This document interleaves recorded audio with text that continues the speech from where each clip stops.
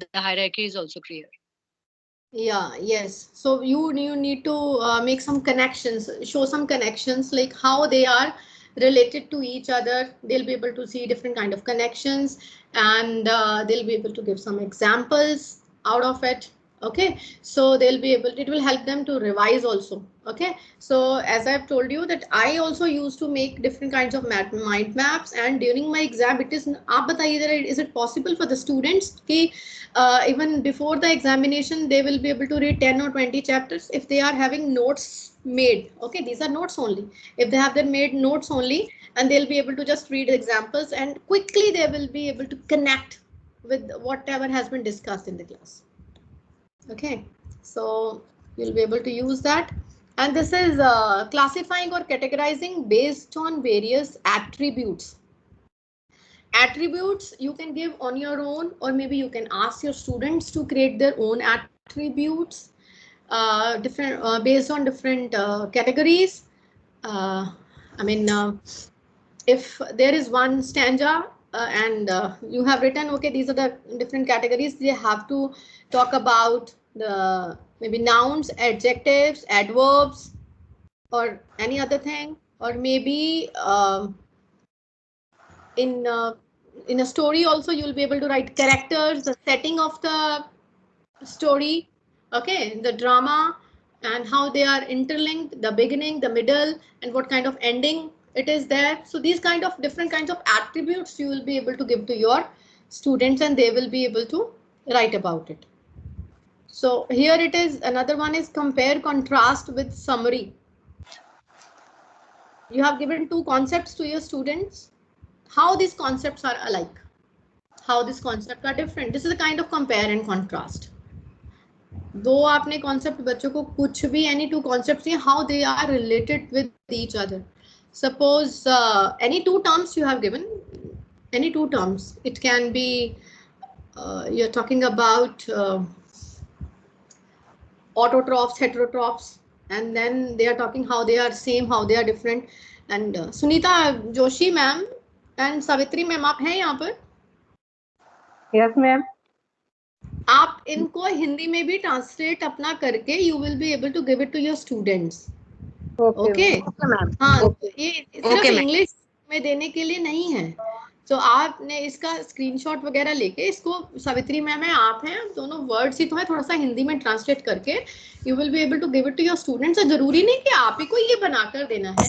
आपके पास कंप्यूटर नहीं है तो कोई एक्सक्यूज नहीं है उस चीज में. पेपर पर बनाइए, ड्रॉ करिए, क्लास में बच्चों को स्क्रीन पर दिखाइए कि ये ऐसे करके बनाना है आपको, और आप इसके बारे में बताइए और लिखिए कि आपको ये जो कविता पढ़ी है, इसमें कविता में दो पात्रों की बात हो रही है, वो दोनों एक दूसरे से कैसे मिलते हैं, कैसे अलग हैं.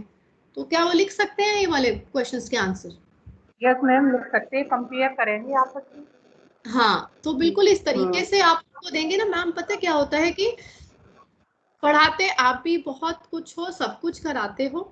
How it is different from if we are talking about IB schools.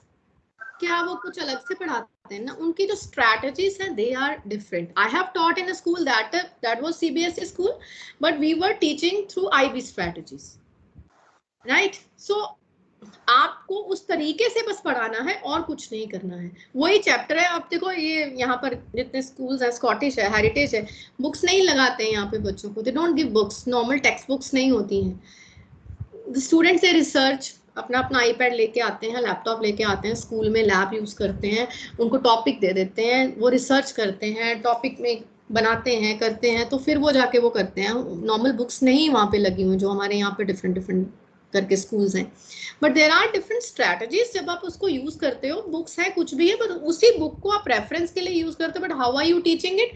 Through different kind of mind maps and all. तो मैं आज ये अभी दिस इज बस 25 तक आपके साथ शेयर करूंगी, अभी बाकी later on. Concept definition map. This is again what is it, what exactly it is. One word is to be written here, word's definition is to be written here. What is it like? उसके synonyms, उसके इसके साथ वो match करता है, what does it resembles with, okay, and then some kind of examples to be given over here. This is another concept or definition map.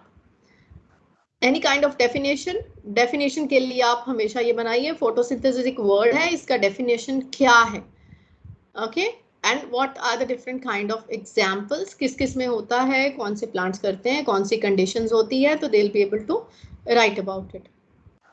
Next is word chart, context and connections. This is if the students, you may ask, in ऐसा काम holidays homework में दीजिए उनको कि अपनी book में से कोई भी आप एक डिक्शनरी आपको बनाना है, but the words they don't have to directly take from the dictionary, they have to you अपना 25 वर्ड्स की एक आपको वर्ड चार्ट बनाना है. You have to write the word here. Cards बनाने हैं आपको, जैसे कार्ड खेलते हैं ना बच्चे, ऊनो कार्ड्स हैं क्या है, तो उनको बोलो वर्ड कार्ड बनाने हैं. They have to write the word here. कौन से पेज नंबर पर है ये बुक के, वो पेज नंबर मेंशन करना है. And the sentence where I found the word, कौन से सेंटेंस में आपको ये वर्ड मिला. And the word reminds me of, इस वर्ड को पढ़कर मेरे को इस चीज की याद आती है, इस चीज के साथ मेरा कुछ लिंक लगता है मुझे. तो this will be different for different people.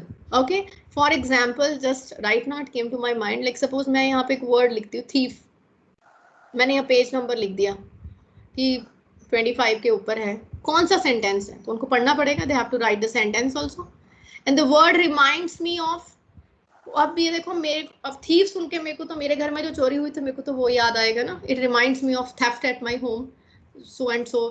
किसी को कुछ चीज की याद आती, किसी को कुछ स्टोरी में याद आ गया, किसी को कुछ याद आ गया, तो let them give that kind of reference over here. And then picture of the word, कुछ भी एक पिक्चर ड्रॉ करेंगे. एक और भी आता है, I told you, that is known as tip chart. Tip chart, TIP. T stand, तो आपने देखा होगा उस दिन मैंने एक शेयर किया था आपके पास, एक वो शिक्षांगन में मिस देविका जी हैं, तो मैंने आपके साथ उनका सेशन शेयर किया था. वो she was also talking about that tip chart. T for term, I for information, P for picture. So this is also similar to that, but here at least बच्चे को अगर वर्ड लिख रहा है, बच्चा बता रहा है कौन से सेंटेंस में उसने ये वर्ड ढूंढा है. They can't copy from each other. And वो सबको एक ही चीज की याद नहीं आएगी. जो चीज मुझे वर्ड सुन के याद आएगा वो दूसरे पर्सन को नहीं हो सकता है. That will be different. And this is constructing support any kind of statement that is being given, different reasons and facts. ये सोशल साइंस में बहुत अच्छे से हो सकता है if you please explore any kind of statement when you are giving any kind of reasons, some kind of facts. एंड एक और भी शीट आती है, आप क्लास में अपने बच्चों को पढ़ाया है, बच्चों को बोला कि what ever I am explaining, आपको नोट करते जाना है कि इसमें से कितने फैक्ट हैं, कितनी ओपिनियंस हैं. एंड देन यू में डिस्कस कि what is the difference between a fact and an opinion. This is normal graphic organiser cyclic that you have already been making. Now this is another अब later on discuss कर लेंगे, बहुत सारे हैं, ज़्यादा time नहीं आपका लूँगी, यहीं तक ही करते हैं, यहाँ तक, ठीक है. That's it.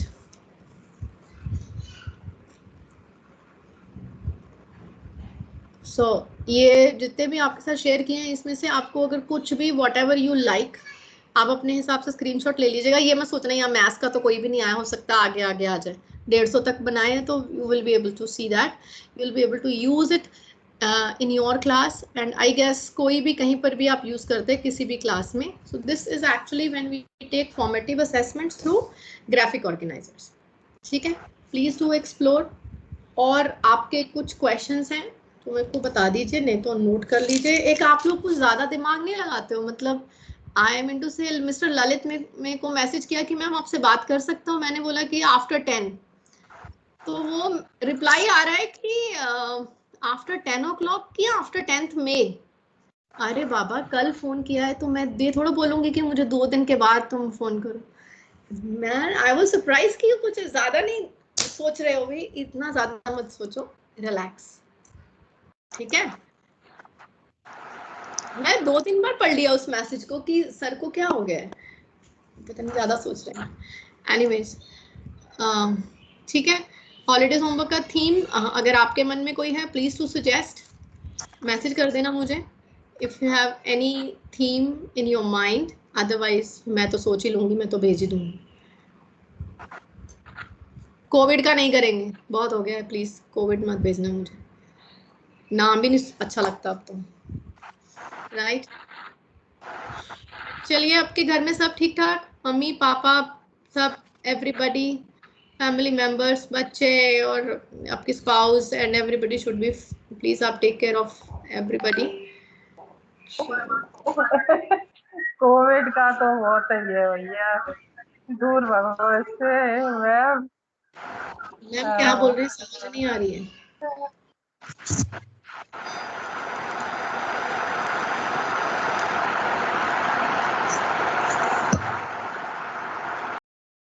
ठीक है, ओके ऑल ऑफ यू, आपके कुछ क्वेश्चंस हो तो अपना नोट कर लीजिएगा, एंड होपफुली कल या परसों जब भी मिलते हैं एज पर सर्च इंस्ट्रक्शंस, और एक बार 1-2 बार मिलना पड़ेगा आपसे, हॉलीडे अपने पास प्लीज होमवर्क का रिकॉर्ड जरूर रख लीजिएगा। I am reminding you once again, homework का रिकॉर्ड बच्चों का आपके पास होना चाहिए, and the team that is involved in CBSE result tabulation for class 10th, Dolly ma'am एक बार ललित सर की हेल्प चाहिए तो उनसे डिस्कस कर लीजिएगा, मैथ्स टीचर्स हैं, आपको कैलकुलेशंस करनी पड़ेंगी, you should have that, marks सारे होने चाहिए आपको, बस एक वो डॉक्यूमेंट पूरा पढ़ लेना प्लीज जो मैंने भेजा है PDF, उसके accordingly you people have to calculate.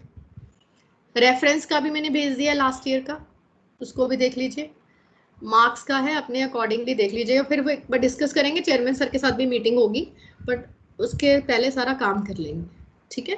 20th onwards will be able to upload, 10 तारीख है आज, तो हमें 18 तक फाइनल करना है, ठीक है, right, okay, take care of yourself, thank you. Thank you, ma'am. Thank you, Thank you.